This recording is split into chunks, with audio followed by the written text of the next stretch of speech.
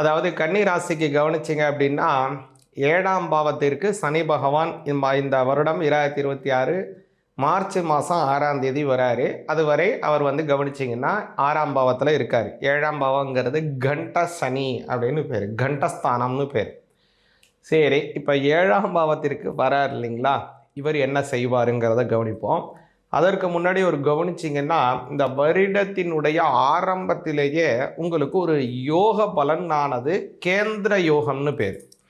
அது என்ன கேந்திர யோகம் அப்படின்னா, 7ஆம் அதிபதியாக இருக்கக்கூடியவர் 10ஆம் பாவத்தில் போவது, அதே போல் 4ஆம் அதிபதியாக இருக்கக்கூடிய குரு பகவானும் 10ஆம் அதிபதியாக இருக்கக்கூடிய புத பகவானும் பரிவர்த்தனை செய்கிறார்கள். இதனால் உங்களுக்கு கேந்திரம் உண்டாகிறது. இதற்கு என்ன சொல்றதுன்னா, கிரக பரிவர்த்தனா யோகத்துடன் கூடியதான கேந்திர யோகம் அப்படின்னு பேர். சரி, இந்த கேந்திர யோகம் என்னத்தங்க தருகும், புதுசாக இருக்கு, என்னங்க அது அப்படின்னு கவனிச்சிங்க அப்படின்னா, அதாவது ஒரு திருமண பொருத்தம் பார்க்குறோன்னு வச்சுக்கோங்க. ஒரு நட்சத்திரத்திலிருந்து, அதாவது பெண்ணின் நட்சத்திரத்திலிருந்து ஆண் நட்சத்திரம் 1, 4, 7, 10, மறுபடியும் 13, அதே மாதிரி 16, இது மாதிரி 4 மடங்கு கூட கூட கூட கூட கூட அப்படியே வந்துக்கிட்டே இருக்குன்னு வச்சுங்களேன். இப்படியான அந்த நட்சத்திரங்கள் இந்த மடங்காக அப்படியே வந்துக்கிட்டே இருக்கு அப்படின்னா, அதற்கு கேந்திரம் அப்படிங்கிறதான மாகேந்திர பொருத்தம் இருக்கும். மாகேந்திர பொருத்தம் எதுக்கு முக்கியம் அப்படின்னு கேட்டிங்க அப்படின்னா, குழந்தை பாக்கியத்திற்கும் வம்ச அபிவிருத்திக்கும் மிக மிக மிக முக்கியமானது இந்த மாகேந்திர பொருத்தம். ஒரு தம்பதிகளுக்குள்ள நட்சத்திர பொருத்தத்திலே மாகேந்திர பொருத்தம் இல்லை என்றால் அவங்களுக்கு குழந்தை பாக்கியம் கொஞ்சம் தாமதமாக பிறக்கும். குழந்தை பாக்கியம் பிறக்கவே பிறக்காதுன்னு சொல்லவே முடியாது கேந்திர பொருத்தம் இல்லைன்னா. ஆனால் அவங்களுடைய ஜாதகத்தை பார்த்தால் வேண்டாம் அப்படி சொல்லலாம். ஆனால் ஒரு நட்சத்திரத்தை பொருத்தத்தை மட்டுமே வைத்து நம்ம சொல்ல முடியாது. ஆனால் தாமதமாகுங்கிறத சொல்ல முடியும். சரிங்களா? இப்போது இந்த கேந்திர பொருத்தம்ங்கிறது குழந்தை பாக்கியத்திற்கு மிக முக்கியங்கிறத நம்ம கவனிச்சோம் இல்லைங்களா? அதனால் கன்னி ராசிக்கு இந்த கேந்திர பலன்கிறது, கேந்திர யோகம்ங்கிறது வம்ச அபிவிருத்தியை கொடுக்கும். குறிப்பாக கல்யாணம் ஆகி ரொம்ப நாளாக குழந்தை இல்லாத கன்னி ராசிக்காரங்களுக்கு குழந்தை பாக்கியத்தை கொடுக்கும். அவங்களுக்கு குழந்தை பாக்கியம் கிடைக்கிறது மட்டுமல்ல, இப்போ ஏற்கனவே ஒரு குழந்தை பாக்கியம் இருக்குன்னு வச்சுப்போம். இப்போ அடுத்து ஏற்கனவே எனக்கு ஒரு ஆண் குழந்தை இருக்குது, எனக்கு ஒரு பெண் குழந்தை பிறக்கணும்னு ஆசையாக இருக்குது, அல்லது பெண் குழந்தை ஏற்கனவே இருக்குது, எனக்கு இன்னும் ஒரு ஆண் குழந்தை பிறக்கணும்னு ஆசையாக இருக்குன்னு வச்சுப்போம். அவங்களுக்குள்ள அதே மாதிரி அவங்க மன விருப்பப்படியே குழந்தை பாக்கியம் கிடைப்பதற்கான வாய்ப்பை இந்த கன்னிராசிக்காரங்களுக்கு உருவாக்குது இந்த கேந்திர யோகம் அப்படிங்கிறது. கிரக பரிவர்த்தனா யோகமும் உருவாகுது. கூடுதலாக ரொம்ப நாளாக மனம் விரும்பிக்கிட்டு இருக்கீங்க, நீங்கள் ஒரு கன்னிராசிக்காரங்க யாராவது லவ் பண்ணுறீங்க, அல்லது மனசு சந்தோஷமாக அவங்களுடன் இருக்கீங்க, அதை நம்ம ஒரு திருமண வாழ்க்கையாக மாற்றி அவங்களுடன் ஒரு சந்தோஷமான திருமண வாழ்க்கையை மேற்படுத்தணும். உற்றார் உறவினர்கள், சொந்தங்கள், பந்தங்கள், பெற்றோர்கள் முன்னிலையில் இந்த கல்யாணத்தை செஞ்சு சீரோடும் சிறப்போடுமான ஒரு வாழ்க்கையை நாம் வழி நடத்தணும் அப்படிங்கிறது ஒரு கனவாக இருக்குது உங்களுக்கு அப்படின்னா, அதற்கு உண்டான காலம் இந்த 2026 கனிவாக வருகிறது. எதனாலன்னா, 5ஆம் அதிபதியாக இருக்கக்கூடிய சனி பகவான் 7ஆம் பாவத்திற்கு வருகிறார். இது கண்டக சனியா? கண்டிப்பாக கண்டக சனி தான். ஆனால் 5ஆம் அதிபதி 7ஆம் இடத்திற்கு வருவது மன விருப்பப்படியான திருமண வாழ்க்கையை கைகூட்டி வைக்கும். அதனால் மனசு விரும்புகிறவங்களுக்கு அவங்க விருப்பப்படியே மனசை சந்தோஷமான முறையாக கல்யாணம் நடக்கும். சரி, நான் யாரையும் விரும்பலைங்க சுவாமி, ஆனால் நான் கல்யாணம் நடக்கணும் ரொம்ப நாளாக பெற்றவங்க பார்த்துக்கிட்டு இருக்காங்க, எனக்கு கல்யாணம் நடக்குமா? நிச்சயமாக உங்களுக்கும் கல்யாணம் நடக்கும். ஏன்னா 7ஆம் இடத்துல கலத்திரஸ்தானம், அந்த கலத்திரஸ்தானத்தில் 5ஆம் அதிபதி வருகிறார். அது மட்டும் இல்லை, இதில் குறிப்பாக கவனிச்சிங்க அப்படின்னா, இந்த குருவுடைய பார்வையும் அவருக்கு வருகிறது. குரு பெயர்றாரு பார்த்தீங்களா? இந்த குரு பெயர்ச்சிங்கிறத நான் சொன்னேன் பார்த்தீங்களா, 10ஆம் மாதம் அவர் குரு உங்களுடைய 11ஆம் வீட்டுக்கு வராருங்க. 11ஆம் வீட்டில் குரு யோக பலன், 7ஆம் அதிபதி 11ல் இருக்காரு. உங்களுடைய 11ஆம் இடத்துல இருந்து 9ஆம் பார்வையாக உங்களது 7ஆம் வீட்டை பார்க்கிறார். அதனால் கேட்கணுமா? அமோக பலன்கள். குடும்பத்திலே நல்ல சந்தோஷம், கல்யாணம் ஆக வேண்டியவங்களுக்கு கல்யாண பாக்கியம், அதே மாதிரி தொழில் அபிவிருத்திகள், முக்கியமாக வந்து நல்ல வியாபாரம் செய்கிறவங்களுக்கெல்லாம் வியாபாரம் அபிவிருத்தியாகும். வெளிநாடு செல்லுவதற்கு யோகங்கள் உண்டாகுது. நான் வெளிநாட்டில் தான் இருக்கிறேன் சுவாமி, எனக்கு எப்படி இருக்கும், என் நாட்டில் வந்து எனக்கு தங்குறதுக்கு எனக்கு ஒரு பிஆர் கிடைக்கணும், இல்லைன்னா இங்கேயே எனக்கு வந்து இங்கேயே எனக்கு ஒரு கார்டு, கிரீன் கார்டு கிடைக்கணும், இங்கேயே எனக்கு வந்து நல்ல ஒரு அபிவிருத்திகள், இங்கேயே எனக்கு பேப்பர்ஸ்லாம் நல்லபடியாக கிடைக்குமா? நிச்சயமாக கிடைக்கும். இந்த வருடம் 2026 பல வருடமாக தள்ளி போயிட்டு இருந்தாலும் கூட கவலைப்படாதீங்க. இந்த வருடம் முயற்சி பண்ணுங்க. உங்களுக்கு வெளிநாட்டிலே வாழ்வதற்கு, அங்கேயே தங்குவதற்கு, செட்டில் ஆகுவதற்கான ஒரு நல்ல வாய்ப்பை இந்த கிரகநிலைகள் உருவாக்குதுங்க. அதனால கன்னிராசிக்காரங்களுக்கு அமோக பலன்கள் உண்டு. முக்கியமாக பெருமாளை வணங்குவது மிக மிக முக்கியமாக இருக்கு. ஏன்னா அந்த புதனினுடைய பரிவர்த்தனா யோகம் இருக்குங்கிறத சொன்னேன் இல்லைங்களா? அதனால அது வலிமையாகிறதுக்கு பெருமாளை வணங்கணும். புதன்கிழமை தோறும் பெருமாளுக்கு விஷ்ணு சஹஸ்ர நாம அர்ச்சனை பாராயணம் செய்யுங்க. விஸ்வம் விஷ்ணுர்வ ஷட்கார பூதவ அவ்யபவத் பிரபு பூதகிருத் பூத பிருத்பாவ பூதாத்மா பூத அப்படின்னு போயிட்டே இருக்கும் அந்த ஸ்லோகம். அப்படியான அந்த ஸ்லோகம் வியாசர் பகவான் எழுதியது. அப்படியான அந்த ஸ்லோகத்தை புதன்கிழமையில பாராயணம் பண்ணுங்கள், நல்ல பலன் கிடைக்கும். அதனால் இந்த மாதிரி சொன்னக்கூடியதான் இந்த வழிபாடுகளை செஞ்சு வாங்க, ரொம்ப நல்ல பலன், உங்களுடைய பலன் உண்டு. அதே மாதிரி கவனிச்சிங்கன்னா பலரும் கேட்கக்கூடியதான ஒரு கேள்வி என்னென்னா, ஏன் சுவாமி சனி பகவான் என்னையே சென்டர் பண்ணி அட்டாக் பண்ணுறாரு, என்னையவே டார்ச்சர் பண்ணுறாரு, எனக்கு மட்டும்தான் இப்படி செய்வாரா அப்படின்னா நினைக்கிறாங்க. அப்படி கிடையவே கிடையாது.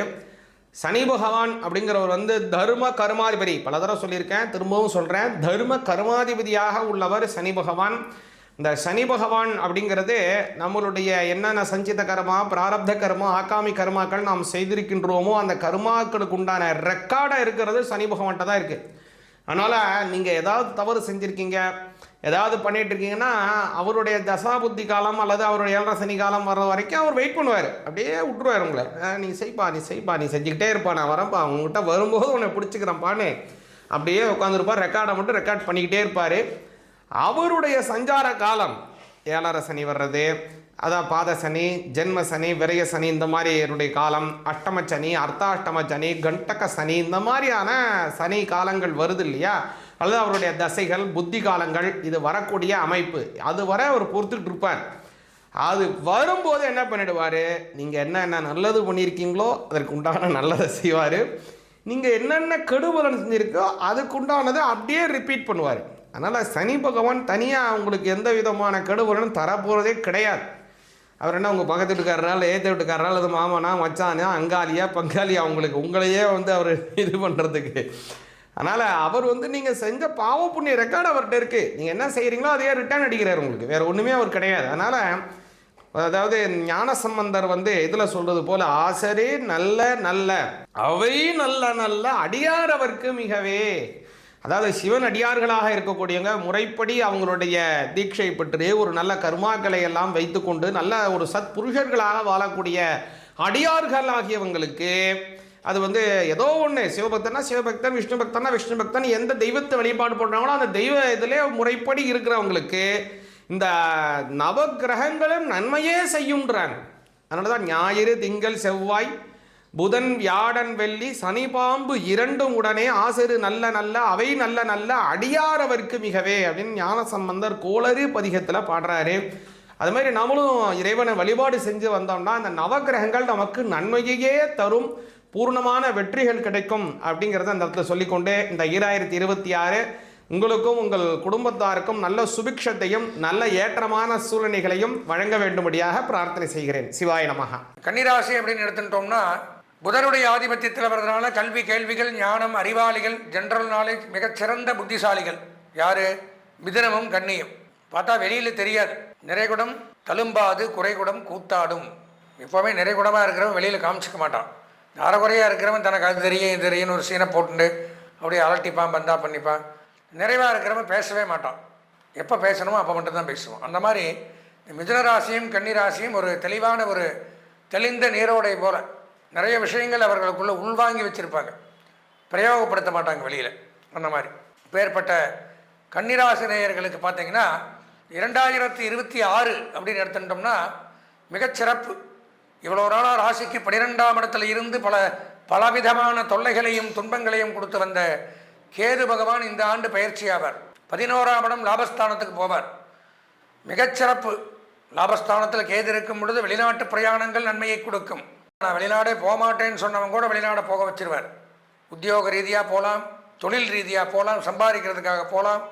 வெளிநாட்டு தொடர்புகள் நன்மையை கொடுக்கும். உடல் நலத்தில் நரம்பு சம்பந்தமாக, வயிறு சம்பந்தமாக, கண் சம்பந்தமாக பிரச்சனைகள் இருப்பவர்களுக்கு சரியாகும். உடல் நலம் சீராகும். நரம்பு கோளாறுகள் விலகும்.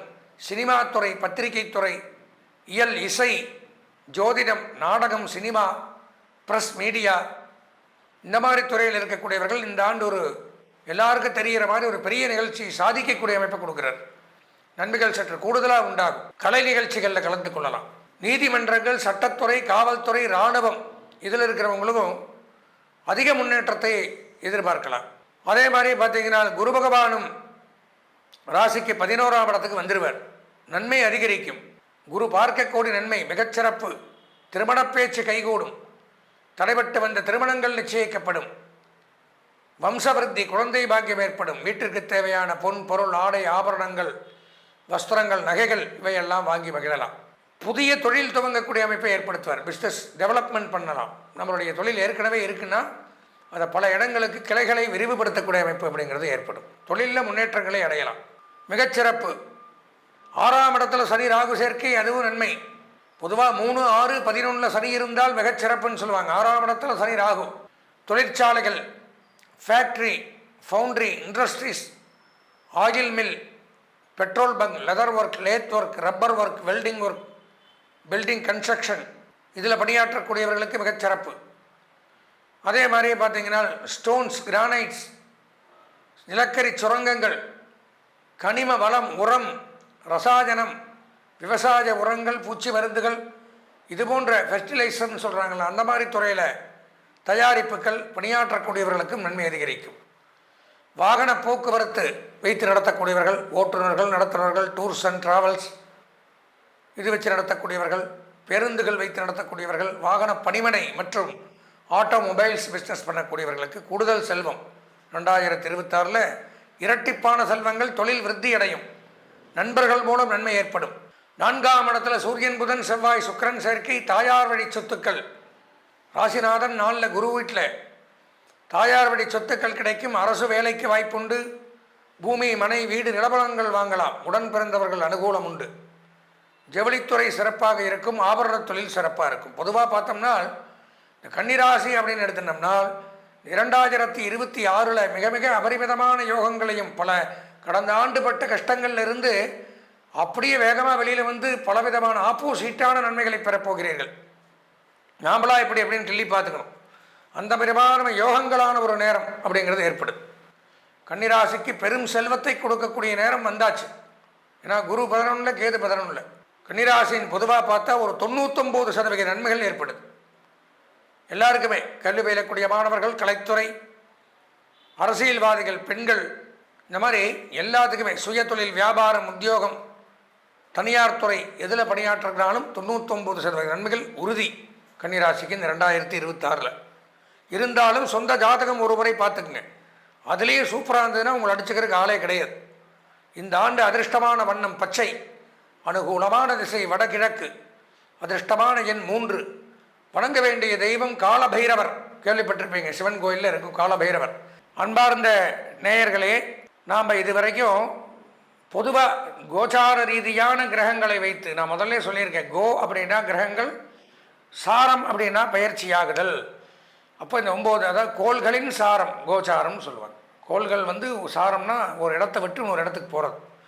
நாமெல்லாம் எப்படி அங்கே ஒரே இடத்துல உட்காந்துருக்க முடியாது. நான் உட்காந்துருக்கேன்னா இங்கேயே 24 மணி நேரம் உட்கார முடியும்.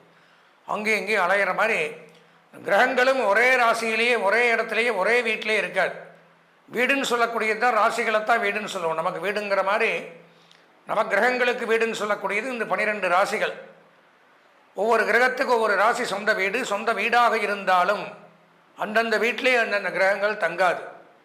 ஒரு ராசியை விட்டு மற்றொரு ராசிக்கு போயிண்டும் வந்துட்டும் இருக்கும். அதற்கு கால அவகாசங்கள் உண்டு. சூரியன்னா 1 மாத காலம், சந்திரன் 2.5 நாட்கள், செவ்வாய், புதன், சுக்கிரன் 1.5 மாதம், சனி பகவான் 2.5 ஆண்டுகள், ராகு கேது 1.5 வருஷம், குரு பகவான் 1 வருஷம். இப்படி பயிற்சியாகி கொண்டு இந்த 1 வருஷத்துக்குள்ளே இந்த குரு ராகு கேது இவாள்லாம் பயிற்சியாவா 2026க்குள்ளே அதெல்லாம் வச்சு தான் நம்ம என்னென்ன கிரகங்கள் எங்கெங்கே பயிற்சியாகி நமக்கெல்லாம் என்னென்ன நன்மை தீமைகளை கொடுக்குது அப்படிங்கிறத ஜென்ரலாக பொதுவான பலன்களாக பார்த்துருக்கோம் காம்பவுண்டாக. அது போக அவரவர்களுக்கென்று ஒரு சொந்த ஜாதகம் இருக்கும். நாம் பிறந்த நேரத்தில் இப்போ ஒரு குழந்தை பிறக்குதுன்னா இந்த நேரம், இந்த நட்சத்திரம், இந்த ராசி, இந்த லக்னம், இதில் இப்போ என்ன 9 கிரகங்களும் இந்த டைமில் என்னென்ன கட்டத்தில் இருக்கோ அது இப்போ பிறக்கிற குழந்தைக்கு சொந்த ஜாதகமாக அமையும். இந்த சொந்த ஜாதகம் அப்படிங்கிறது தான் 100க்கு 100% அவன் தலையில் எழுதக்கூடிய விதி. அது பிரகாரம் தான் அன்றாட நடக்கும். மற்றபடி இந்த கிரக பயிற்சிகள் அப்படின்னு சொல்லக்கூடியதெல்லாம் பொதுவான பலன்களை குறிக்கும். 10ஓட 11 அப்படி சொந்த ஜாதகத்தில் நம்ம குறிப்பிடக்கூடிய பலன்கள் மாறவே மாறாது. இதுதான் நடக்குன்னா அவனுக்கு மட்டும் இண்டிவிஜுவலாக இதுதான் நடக்கும். மேஷராசியில் பிறக்கிறான், ஒருத்தன் முதலமைச்சராக இருக்கலாம், ஒருத்தன் ரொம்ப லோவில் இருக்கலாம், ஒருத்தன் கையில் அடிபடலாம், ஒருத்தன் கை நல்லா இருக்கலாம். இதெல்லாம் பொது பலனில் வராது. இண்டிவிஜுவலாக தனியாக எனக்குன்னு நான் பார்க்கும் பொழுது எனக்கு இந்த நேரத்தில் இந்த கஷ்டங்கள் தான் வரும், இதைத்தான் நான் அனுபவிப்பேன் அப்படிங்கிறத தெரிஞ்சுக்கணும். அதுக்கு சொந்த ஜாதகம். அப்போது நம்ம என்ன தான் இந்த புத்தாண்டு பலன்களை நான் தெளிவாக விரிவாக சொல்லியிருந்தாலும் எதற்கும் ஒரு முறை நமது நேயர்கள் தங்களுடைய சொந்த ஜாதகத்தை முழுமையாக பார்த்து தெரிஞ்சு இந்த வருஷத்தில் நம்ம இதெல்லாம் பண்ணக்கூடாது, இதை பண்ணலாம், இந்த நன்மைகள் இந்த நேரத்தில் இந்த காலகட்டத்தில் நமக்கு நடக்க போகுது, அந்த அரிய வாய்ப்பை நம்ம பயன்படுத்திக்கலாம் இப்படிங்கிறதெல்லாம் அதை வச்சு தான் இன்ன தசாபுத்திகள் நடக்குது, இன்ன லக்னம் நமக்கு, இன்ன கிரக நிலவரங்கள் இதெல்லாம் தெரிஞ்சுக்கணும். அப்படின்னா அவசியம் வாழ்க்கையில் ஒரு தடவை சொந்த ஜாதகத்தை பார்க்கணும். அதுக்கு நீங்கள் பண்ண வேண்டியது என்னென்னா, ஸ்க்ராலிங்கில் என்னுடைய நம்பரான 9865 9837 இந்த நம்பர் என்னுடைய நம்பர், இது வரும். இதற்கு உங்களுடைய ஜாதகத்தை அனுப்பிச்சு வச்சு முழுமையாக உங்களுடைய சொந்த ஜாதகத்தை 9 கிரகங்களையும் ஆராய்ந்து பார்த்து கொண்டு தெரிஞ்சுருந்தீங்கன்னா அதில் ஏதாவது பரிகாரங்கள் இருந்தாலும் அதை பண்ணிட்டு அதிலிருந்து அன்றோடு வெளியில் வந்துட்டோம்னால் வாழ்நாள் முழுவதும் இந்த 9 கிரகங்களும் நமக்கு எப்போவுமே இடையூறுகள் செய்யாது, நமக்கு சாதகமாக இருக்கும். இதுதான் மெயின் பாயிண்ட். அதில் ஏதாவது ஒரு சின்ன கரும்புள்ளி, சின்ன ஒரு தோஷம் இருந்தாலும் எந்த நல்லது வந்தாலும் நம்மளால் அதை அனுபவிக்க முடியாத ஒரு கஷ்டத்தில் இருந்துருப்போம். இது முக்கியமான கருத்து, தெரிஞ்சுக்கணும். அதனால் சொந்த ஜாதகத்தை ஒரு முறை பார்த்து உங்களுடைய ஜாதகத்தில் இருக்கக்கூடிய தோஷங்களை விலகி நீங்கள் எல்லாம் வாழ்வாங்கு வாழ வேண்டும் என்று இறைவனை பிரார்த்தித்து ஆசீர்வதித்து விடைபெறுகிறேன். உங்களை பொறுத்த வரைக்கும் பதவி உயர்வு, லாபம் பெருகுதல், வியாபார வளர்ச்சி, அறிவு சார்ந்த தொழில் செய்பவர்களுக்கு வெற்றிகள் கிடைப்பதுன்னு நல்ல விஷயங்களாக இருக்குது. கஷ்டப்பட்டு ஜெயிக்க போகிறீங்க. ஆனால் அந்த கஷ்டத்தை ஜெயிச்சதுக்கப்புறம் ரீவைண்ட் பண்ணி பார்த்தீங்கன்னு வச்சுக்கோங்க, நம்மளாமா இப்படி பண்ணினோம், உங்கள் பேர்லேயே சந்தேகம் வரும். ஏன் அப்படின்னா நீங்கள்லாம் இந்த பூதஞ்சி தினம் பண்ணுவீங்க. ஒன்றுமே இல்லாத விஷயத்த பெருசு பண்ணி பேசுறது, பெரிய விஷயத்த சாதாரணமாக பேசுறது, இதெல்லாம் உங்களுக்கு இருக்கும். நீங்கள் கொஞ்சம் ரிலாக்ஸ்டாக பேசி பார்த்தீங்கன்னா, உங்ககிட்ட யாராவது பேசினாங்கன்னா உங்களுடைய உண்மைத்தன்மை வெளிவரக்கூடிய வாய்ப்பு இருக்குது. ரகசியம் காத்திருக்கக்கூடிய நேரம். நீங்கள் ரகசியத்தை நிறையா வச்சுருக்கீங்க. ஆனால் எந்த விஷயத்தை ரகசியமாக வச்சுக்கணும்னு இருக்கு. உங்கள் குடும்ப விஷயத்த ரகசியமாக வச்சுக்கலாம். உங்கள் குடும்பத்தில் வருமானமே இல்லை, யாருமே சம்பாதிக்கல அப்படின்னா அப்போ சொல்லலாம், அப்போ ரகசியமாக இருக்கலாம். ஆனால் வீட்டுக்குள்ளாரே ரகசியம் பேணக்கூடாது. அம்மா கிட்டேயோ, அப்பா கிட்டேயோ, அக்கா கிட்டேயோ, தங்கச்சிக்கிட்டேயோ பொய் சொல்லக்கூடாது, ஏமாற்றக்கூடாது. அதுதான் உங்களுக்கான அட்வைஸ். உறவுகளில் மாற்றம் ஏற்படுகின்ற ஆண்டு. 7ஆம் இடத்துல சனி இருக்காரு. குரு இந்த வருஷம் சனியை பார்க்க போகிறதுனால வருஷ பிற்பகுதியில் உறவுகளிடமிருந்து சில விடுதலை கிடைக்கக்கூடிய வாய்ப்புகள் ஏற்படும். சில பேர் தப்பு பண்ணியிருப்பாங்க, உங்களை பற்றி தப்பாக பேசுறது, உங்களை அவமானப்படுத்துறதுலாம் பண்ணியிருப்பாங்க. அவர்கள் அதை அவங்க மனசார உணரக்கூடிய வாய்ப்புகள் ஏற்படும். குடும்ப தலைவிகளுக்கு கணவன் மனைவி உறவில் பெருசாக ஒரு ஒட்டுதல் இல்லாத சூழ்நிலை இருக்குது. அதனால் கொஞ்சம் விட்டு கொடுத்து போகிறதுக்கு முயற்சி பண்ணுங்க. தந்தையின் ஆரோக்கிய விஷயத்தில் சற்று கவனம் கொள்வது நல்லது. தந்தையுடன் மனஸ்தாபம், மன வேறுபாடு காரணமாக பேசாமல் இருக்கிறது, அவங்க கூட சண்டை போட்டு இருக்கிறது, குடும்பத்தை விட்டு வெளியில் போய் இருக்கிறது, இல்லை அப்பாவை தந்தையை வெளியில் போய் இருக்க சொல்கிறது, இதெல்லாம் நடந்துட்டு இருக்கு. முடிஞ்ச அளவுக்கு உங்கள் கோபத்தை கண்ட்ரோல் பண்ணுறதுக்கு முயற்சி பண்ணுங்கள். படிக்கின்ற குழந்தைகளுக்கு வேலை தேடும் முயற்சியில் புதிய வெற்றிகள் கிடைக்கும். புதிய வேலை வாய்ப்பு கிடைக்கக்கூடிய வாய்ப்புகள் ஏற்படும். அதுவும் ஜூன் மாதத்துக்கு மேலே நீங்கள் ஆசைப்பட்ட இடத்துல வேலை செய்கிறதுக்கு வாய்ப்பு வருது.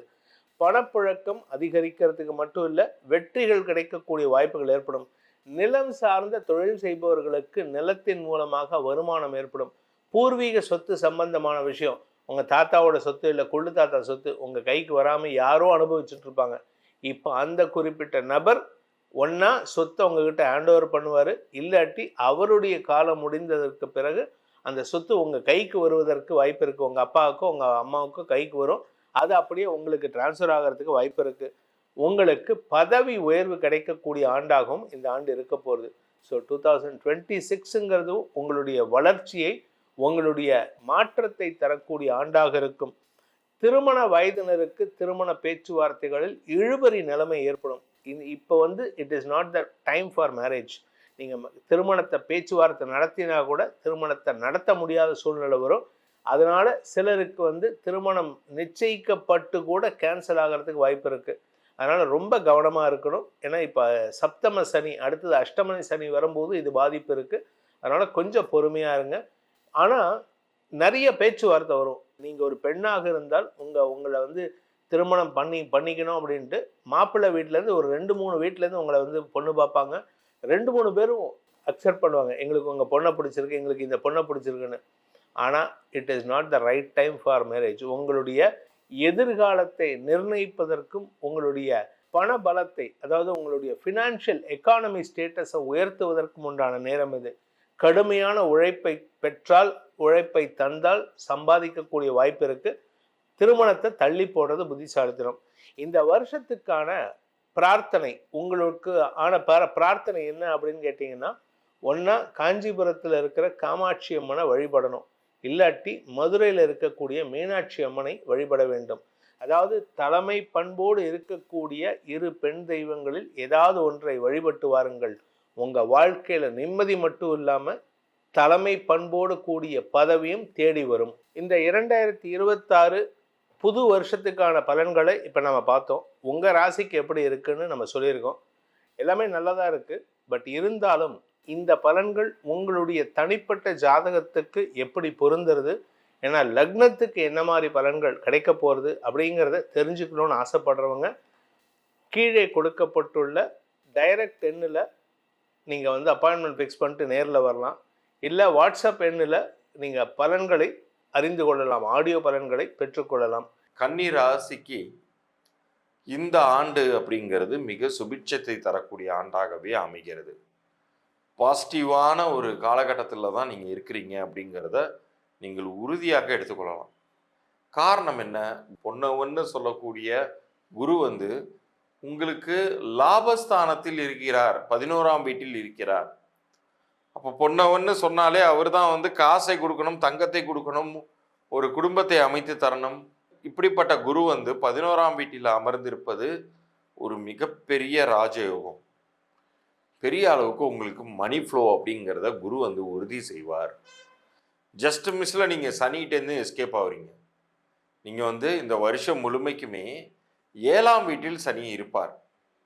அவர் அஷ்டமஸ்தானத்திற்கு வரும்போது தான் பிரச்சனைகள்.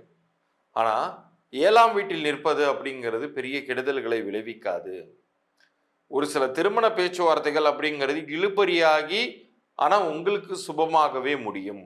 இந்த காலகட்டத்தில் குரு ஸ்ட்ராங்காக இருப்பதனால நீங்கள் எதிர்பார்த்த உத்தியோக உயர்வுகளோ, வியாபாரத்தில் வெற்றிகளோ அல்லது லாபங்களோ உறுதியாக கிடைக்கும், நன்மையாக முடியும். ஒவ்வொரு விஷயத்தையுமே நீங்கள் எந்த அளவுக்கு திட்டமிட்டு செய்யணும் அப்படின்னு கேட்டிங்கன்னா, நீங்கள் இப்போ ஒரு முதலீடு பண்ணால் எனக்கு 1 லட்ச ரூபா வருமானம் வரும்னு யாரோ ஒருத்தவங்க ஆசை வார்த்தை கூப்பிட்டு கொடுக்குறாங்க, இந்த வாய்ப்பை எடுத்துக்கோ அப்படின்னு கொடுக்குறாங்கன்னா, குரு உங்களுடைய மனசாட்சியாக நின்று பேசுவார். வேண்டாம், உங்கள் வீட்டில் சொன்னால் அந்த நிலத்தில் முதலீடு பண்ணு, இந்த கிரிப்டோலையோ ஷேர்லையோ முதலீடு பண்ணினா இது நிச்சயம் இல்லாதது, தங்கத்தில் முதலீடு பண்ணால் நிச்சயம் உள்ளது அப்படின்னு சொல்லிட்டு உங்களுடைய உள்ளுணர்வாக அதுலேருந்து உங்களை காப்பாற்றி விடக்கூடிய இடத்துல குரு நிற்கிறார். இறைவன் எப்போதுமே உங்கள் கூட ட்ராவல் பண்ணி இந்த வாய்ப்பையெல்லாம் தந்துக்கிட்டே இருக்க மாட்டேன். கிரக சூழ்நிலைகள் மாறும்போது கெடுபுத்தி வேலை செய்து அந்த இடத்துல உங்களுக்கு விதி பயன்கிறது கெடுதலாக முடிஞ்சிடும். ஆனால் இந்த காலகட்டம் உங்களுக்கு நல்புத்தி வேலை செய்யக்கூடிய காலகட்டமாக அமையுது. நன்மை தரக்கூடிய இடத்தில் குரு நிற்கிறார். ஸோ இந்த ஒரு 2026ஐ நீங்கள் மிக சரியாக பயன்படுத்தி கொள்ள வேண்டும். உங்களுக்கு பிடித்த மனிதர்களுடைய கூட்டுறவு அப்படிங்கிறது இந்த காலகட்டத்தில் கிடைக்கும்.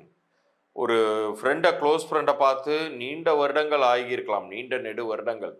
இப்போ பார்த்தீங்கன்னா மறுபடியும் அந்த நண்பனை பார்ப்பதற்கும் அவர் மூலமாக நிறைய உதவிகள் கிடைக்க பெறுவதற்கும் குருவும் சரி சனியும் சரி. ஏன்னா சனி 7ஆம் வீட்டில் நிற்கும் பொழுது அது போன்ற ஒரு வாய்ப்புகளெல்லாம் தருவார். உங்களுக்கு அந்நியமாகவே ஆகியிருப்பாங்க ஒரு சில பேர். அந்த அளவுக்கு உங்களுக்கு ஒரு லாங் டிஸ்டன்ஸாக ஆகி இருந்திருக்கும். பட் அந்த ரிலேஷன்ஷிப் அப்படிங்கிறது மறுபடியும் உதித்து உங்களுக்கு நன்மை செய்யக்கூடிய ஒரு இடத்துல அவங்க இருப்பாங்க. அவங்களுடைய பொசிஷன் ஒரு விஐபி பொசிஷனாக இருந்து அவங்க மூலமாக உங்களுக்கு நன்மைகள் அப்படிங்கிறது கிடைக்கக்கூடிய காலகட்டமாக இந்த 2026 இருக்க போகுது. இவ்வளோ நாள் அது நடக்கலை சார், இது மாதிரிலாம் ஒரு விஷயம் நடக்கலை சார் என் லைஃப்பில், நல்லது நடக்கலை அப்படின்னு நீங்கள் நினச்சிக்கிட்டு இருந்தீங்கன்னா அதை மறந்துடுங்க. இப்போ நடக்கும், இனிமேல் நடக்கும் அப்படிங்கிறத உறுதியாக நீங்கள் புரிந்து கொள்ளுங்கள். நீங்கள் முடிந்தவரை பழமை வாய்ந்த பெருமாள் ஆலயங்கள் எங்கே இருந்தாலும் அங்கே சென்று வரலாம். உங்களுடைய லைஃப் தடைகள் விலகி முன்னேறுவதை கண்கூடாக இந்த 2026 பார்க்கலாம். இப்போ இவ்வளோ நேரம் நீங்கள் பார்த்தது 2026க்கான மேஜரான கிரகங்கள் உங்களுக்கு என்ன நன்மை பண்ண போதா தீமையை பண்ண போதா அப்படிங்கிறத எல்லாமே இப்போ நீங்கள் விரிவாக உங்களுக்கு புரிந்திருக்கும்.